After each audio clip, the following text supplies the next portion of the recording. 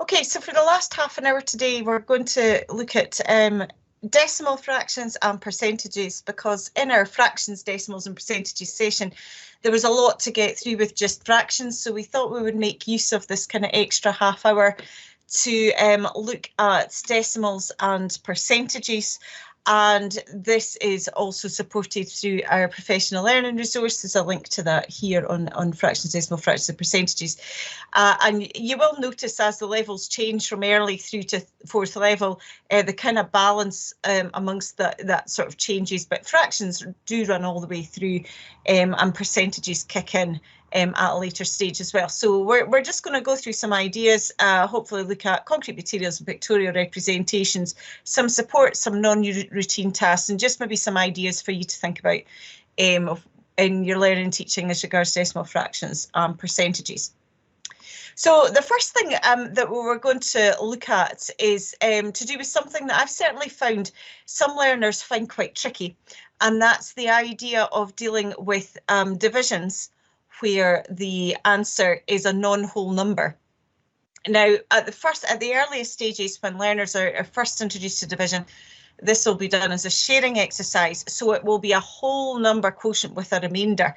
That will be the way that learners would do this. So if we consider this calculation here, 17 divided by 5, we can share this in two ways. So if you remember back to the number number processes session, we can think of that division in two different ways. So we might do a grouping strategy, where we are splitting our collection of 17 counters into groups of 5.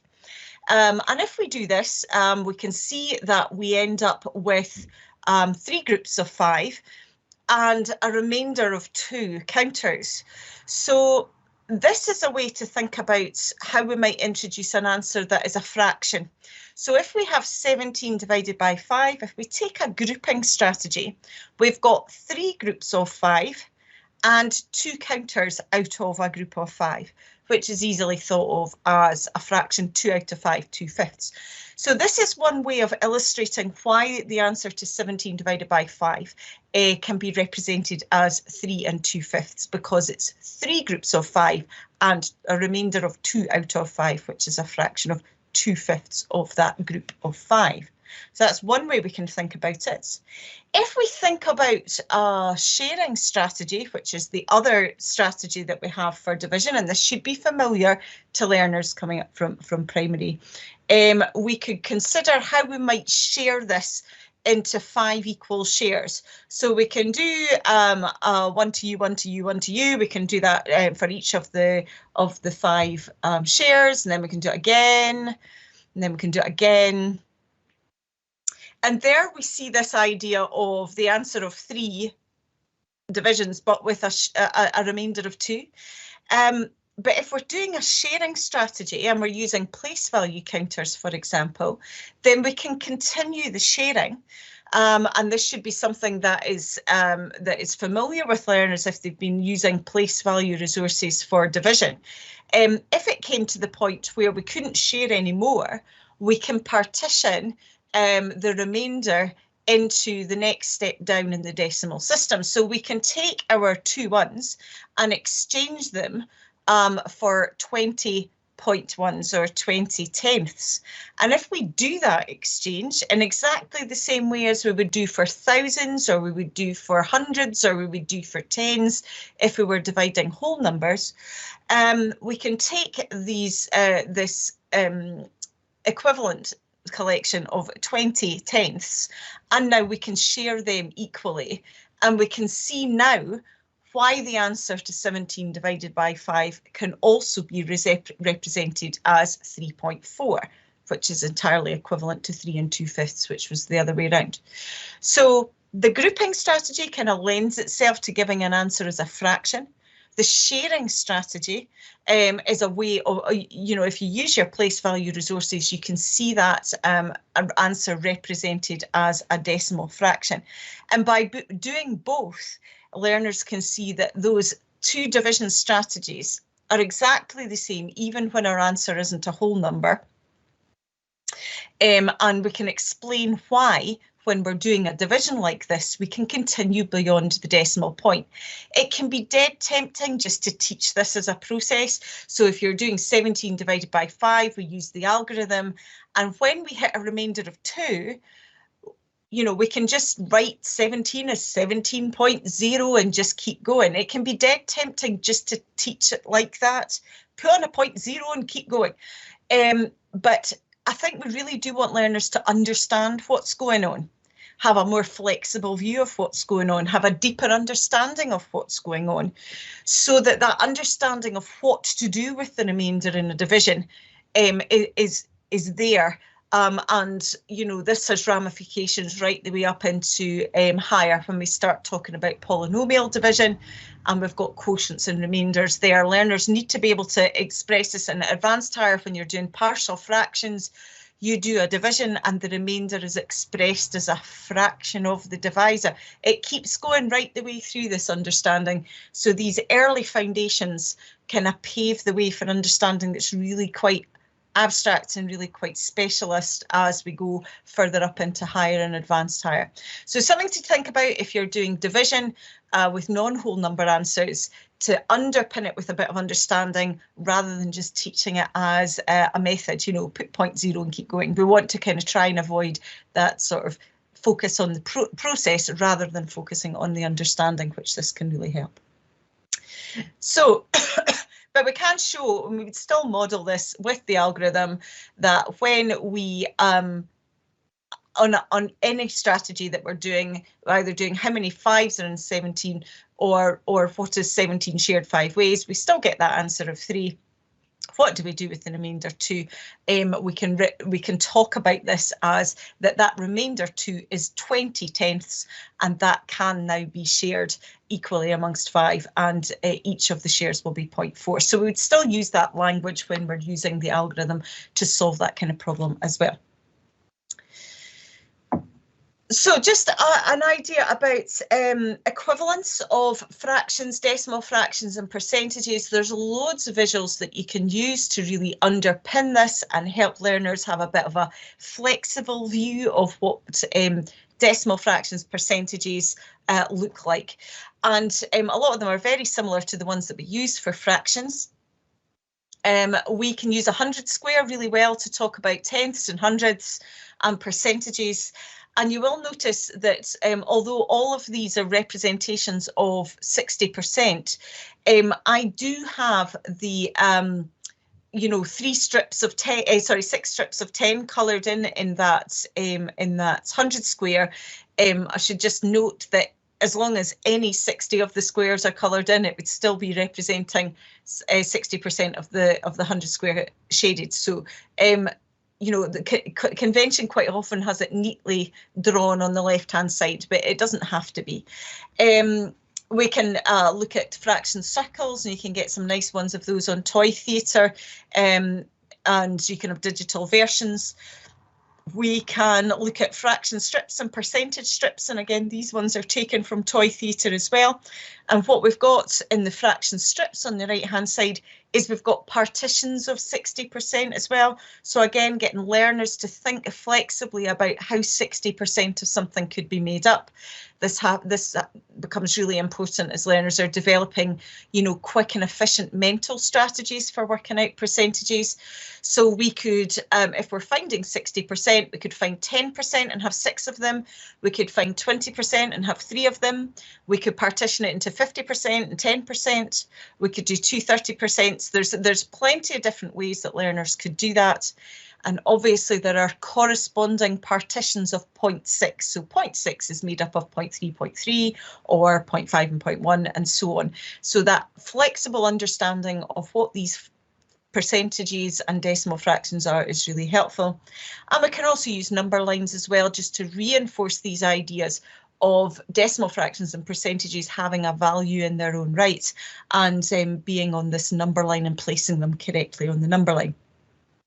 All of these ideas obviously link into the symbolic representation as well. So we've got 60%, 0.6 and 0.60, real understanding that those two are equivalent. They're equivalent fractions, 6/10ths, 60/100ths, and the simplified versions thereof, and any families of equivalent fractions that are there as well. So there's loads and loads around that equivalence. It isn't simply that 60% is equivalent to 0.6 and is equivalent to 60 over 100. There's a lot more to it than that. And if we can build up that kind of flexible understanding for learners, lots of visuals that can really help them get a better understanding. Talking about flexible understanding and multiple approaches, I'd just like to get you to think about how your learners might do these kind of calculations, and what we might sort of do with them is just ask them to do lots of different calculations like this. But maybe could we think about asking them to do one calculation in as many different ways as possible? So here's just a very quick activity. Can you think of as many different ways, just start chucking them in the chat, as many different ways as learners could do, either mentally or written, or with a calculator? How many different ways could or should your learners be able to perform this calculation? So 20% of 960. What are all the different ways that we could do that? So if you just put one in, hit enter, and then if somebody steals your one, yep, so we could have 960 divided by 5. Divide by 10 times by 2, so 10% and double it, yep. Find 1% and multiply by 20. Find a fifth, find 10% and double. Okay, I know we wouldn't encourage learners to use a calculator for this one, but how would you get them to do it on a calculator if you were asking them to do it on a calculator? Just interested to know how people would encourage learners to do a calculation like that. It wouldn't be this one because it's. Would you get them to divide by 100 and times by 20? Yeah, fair enough. So that's a kind of proportional approach. And I think that's the one that's probably got the most genuine teaching for understanding. It's a process that's the most intuitive, finding 1% and then finding whatever percentage it is, in this case 20%. That's certainly the way I would normally do it. There is the other way, that is multiplying by the decimal fraction, which when I've been at one other school that I did it, that was kind of the chosen method. That would always work. So it would be 960 times by 0.2 is another strategy.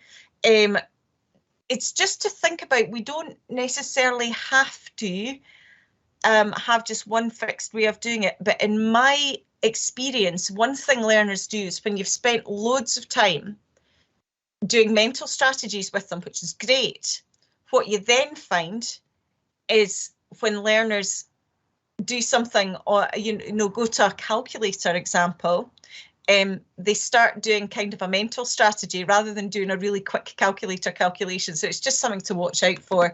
And what we're just wanting to show here is kind of an element of progression here. So 20% of 960, asking learners to explain, not necessarily doing it. Why would you think that one is gearing yourself to doing it mentally? What about the middle one? What in particular makes that not too bad to do in your head? Or certainly by pen and paper. Can they explain why it's a relatively straight one to do, relatively straightforward one to do mentally or without a calculator? But then if you're looking at that last one, can they recognise that that is one that it's not efficient to be trying to do that one on pen and paper or mentally? It's going to be more efficient to use a calculator. And if they were going to do it on a calculator, how would they do it? Would it be 960 divided by 100 times 2.3? If it is, that's absolutely fine. Or they might want to do multiplied by 0.023. And the reason for that strategy is because when we move on to percentage calculations at National 5, that idea of using the decimal fraction equivalent is more efficient and easier to do repeated percentage calculations. So something to think about. We may, with younger learners, maybe S1, S2, use that division by 100 and multiply up, that proportional approach. But we may want to be moving our learners on to using the decimal fraction equivalents later to pave the way for going on to repeated percentage calculations at National 5. Just something to think about. When might we make that shift, and with which learners is it appropriate, and for which learners are we wanting to kind of stick with a more intuitive proportional approach. So talking about proportional approaches here, when we're doing percentage change, so reducing by 20%, increasing by 20%, or the sort of the National 5 level ones where you're actually having to reverse that change, it's important to think about how we might support learners with an understanding of that using a visual approach. So we've been looking at this for this calculation, this here. So we've got this question where a washing machine has been reduced in a sale by 20%. Its sale price is 512. Calculate the original price. Could we maybe use a bar model here? So we know that the original price is 100%. We just don't know what that is. But we do know that it's been reduced by 20%, and the sale price is the 80% chunk. So we can use a bar modelling approach to actually get around what kind of calculations we might have to do there, so learners really understand what's going on in this problem. It's that 80% chunk that we know the value of, which is £512. So the question is, how could we get that extra bit? Now, there's more than one way of doing it in this particular example.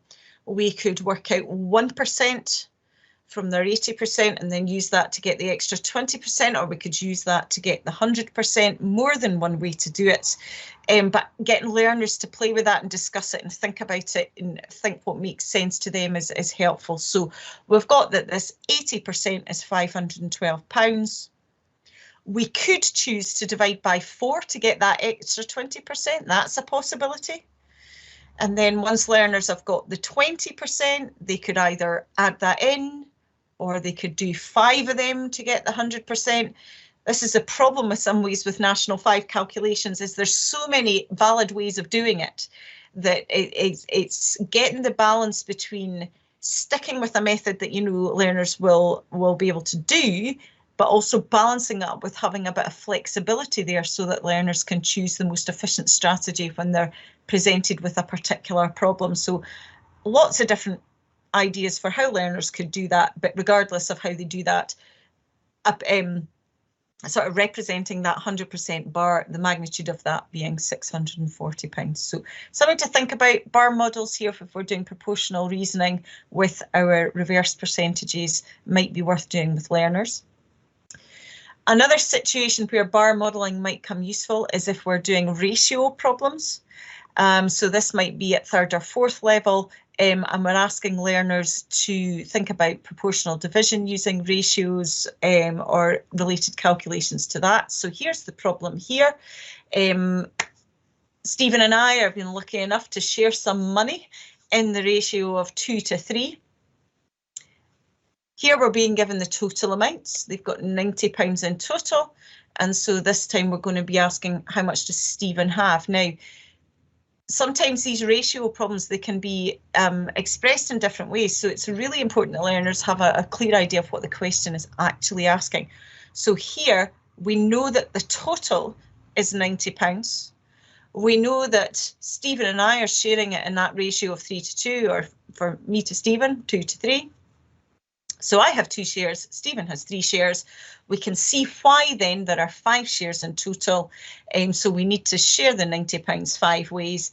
Each of the shares is £18. And then we can see, because we labelled the bar model, that it's Stephen's share that we're looking for. We're looking for 3 of those £18 shares. And so Stephen has £54. Consider a very, very, very similar question. Iona and Stephen share some money in the ratio of 2 to 3, but this time it's me that's got £90. How much does Stephen have? Those questions look almost identical, but actually it's a completely different situation. We're not being given the whole this time, we're being given the part. And so again, if we can look at that with a bar model, it might help learners clarify what's going on with that question.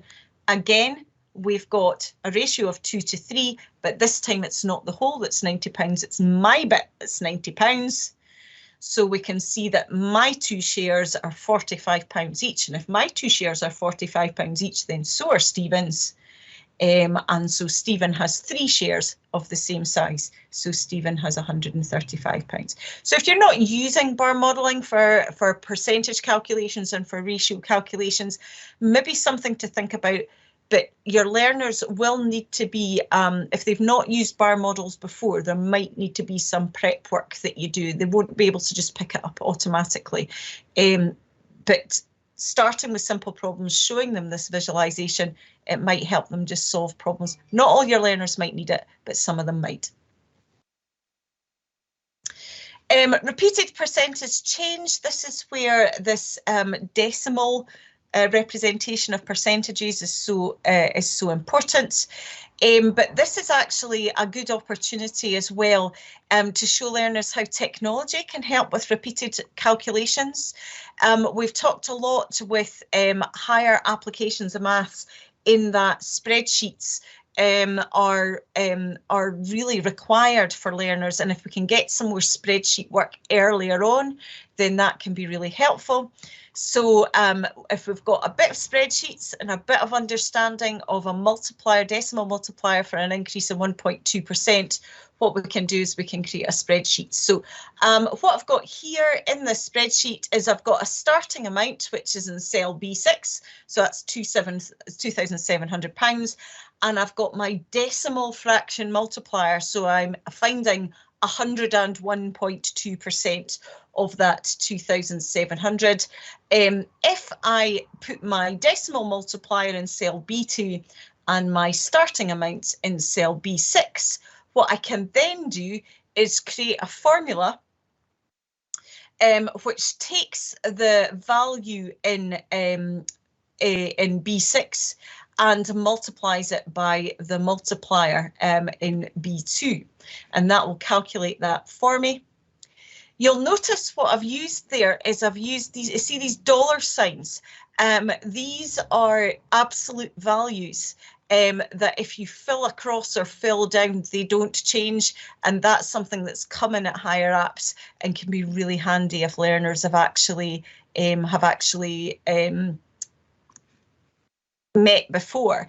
And if we use that absolute value there, what we can, so you'll notice for the multiplier, I use the absolute value because I don't want that to change. I'm going to multiply by 1.012 each time. But I've left the B6 cell as just B6 because that's going to change each time. So what I've now done is I've selected that £2,732.40. I've done fill down, which is amazing and brilliant on spreadsheets. If you just hover over the cell in the bottom right corner, you get this black cross.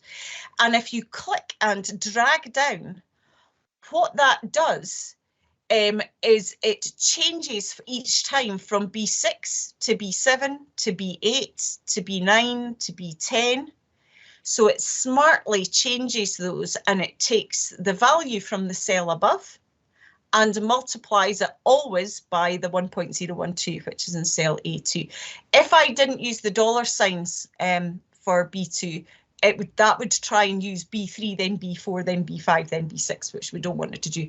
So the B6 changes each time, the B2 stays the same each time, and each time we go down a cell, what we do is we take the value above and multiply it by the 1.012. And that's a way of doing repeated percentages on a spreadsheet.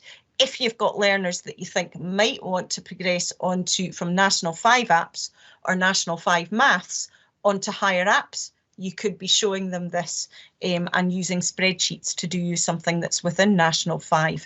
It's really handy if they've seen something like that before. Okay. Just a couple of things, because we've got a couple of minutes left, just a couple of things to highlight you to. In those examples for percentages and ratios, what we had was questions that look very similar, but you have to do different maths to solve them. If you've got learners who are struggling to select a strategy like that, we really recommend the SSDD problems. This is a Craig Barton site. It's a same surface, different deep structure. And so these questions kind of use the same numbers, look quite similar, but you've actually got to do a different strategy to solve them. On this website that we've linked to here, and I've put it on the Padlet, there's literally hundreds of examples like this on all different parts of numeracy and maths, where you can have collections of questions that look similar, and they've got to select strategy. And we also recommend for decimal fractions and percentages, we've recommended this site before, Starting Points Maths.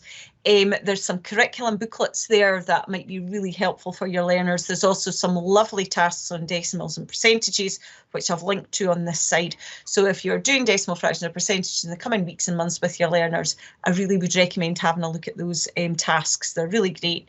And Chris, who makes these up, very much focuses on this multiple representations, the visual representations, the different ways of looking at it, and working out the answer is really just a small part of what the task is. Lots of thought involved in these. And when we are solving problems, well, we're going to get you to do this, but we're not going to have time. There's some lovely problems that really invoke deep mathematical thinking. As ever, we love Don Stewart's website, and so there's lots of tasks there. Again, I've linked to the percentages and the decimal fractions problems. So again, if you're looking for some more challenging problems for your learners, you can you would do a lot worse than looking at that website there. Okay, that's past. Just a couple of little things for Nanette to finish up on. I'll pass over to you, Nanette. Thanks, Iona. So just to finish off, just to remind you about the Padlet. Tonight's slides are already on there. The recording will go on as soon as it's edited and ready to go. Fiona's added the links that she put out there tonight as well. It's under the further professional learning guidance and support section. And I had a quick look at the car park and I can't see any extra questions that have appeared tonight. And I know we are coming towards the end, but if anybody has got any quick questions that they would like to come in and ask, then please just use the hands up and we'll invite you in. So it just remains for me to remind you about the next session and the regional support. Now, there is a question on the evaluation about the regional support, and so some feedback about that would be really helpful for us as well. But there are drop-in sessions, and you can check on the slides just to get the joining code if you don't already have it. The link there should be to register for the Developing a Problem Solving Approach on the 18th of January. However, if you click on the link and it's not, please tell us, because the way things have gone tonight with links, it could be for anything. So, but hopefully that's the one for January, and it will really be about sort of a algebraic reasoning and, you know, developing that problem solving approach. I'm just going to post the evaluation link in the chat again. But other than that, it just remains for Iona and I to say thanks so much for joining us tonight, despite the storm. And we hope that your session up till now has gone reasonably well. And I hope that you've got something out of the sessions that you've joined us for. And we would like to just wish you a happy holiday when it comes. And I think that's it from us.